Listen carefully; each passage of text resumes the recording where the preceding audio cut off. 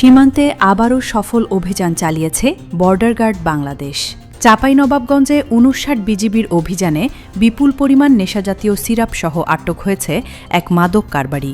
চোরাচালান ও মাদকবিরোধী চলমান অভিযানের অংশ হিসেবে আজ ২৬ ফেব্রুয়ারি ২০২৬ ভোর ৫:৩০টার দিকে অভিযানটি পরিচালনা করা হয়।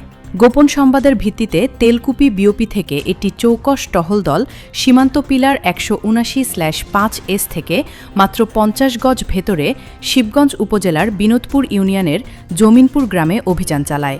অভিযানে মোহাম্মদ সাকিবুল হাসান নামে ১৯ বছর বয়সী এক যুবককে আটক করা হয়। তার কাছ থেকে উদ্ধার করা হয় ফেন্সিডিলের বিকল্প ১০০ বোতল, ভারতীয় নেশাজাতীয় এসকাফ ডিএক্স সিরাপ এবং একটি মোবাইল ফোন।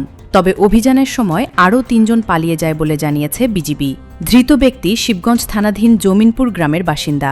আটক ও পলাতক আসামিদের বিরুদ্ধে আইনগত ব্যবস্থা গ্রহণের প্রক্রিয়া চলছে। উল্লেখযোগ্য বিষয় হল, মহানন্দা ব্যাটালিয়ন ৫৯ বিজিবি গত ৩ মাসে সীমান্ত এলাকায় অভিযান চালিয়ে এখন পর্যন্ত ৮ জন আসামিসহ ৩,২০০ বোতল বিভিন্ন ধরনের নেশাজাতীয় সিরাপ জব্দ করেছে। এ বিষয়ে মহানন্দা ব্যাটালিয়ন ৫৯ বিজিবির অধিনায়ক লেফটেন্যান্ট কর্নেল গোলাম কিবরিয়া বিষয়টির সত্যতা নিশ্চিত করেছেন। তিনি জানান, দেশের যুব সমাজকে মাদকের ভয়াবহতা থেকে রক্ষা করতে বিজিবি জিরো টলারেন্স নীতি অনুসরণ করছে এবং এ ধরনের অভিযান ভবিষ্যতেও অব্যাহত থাকবে।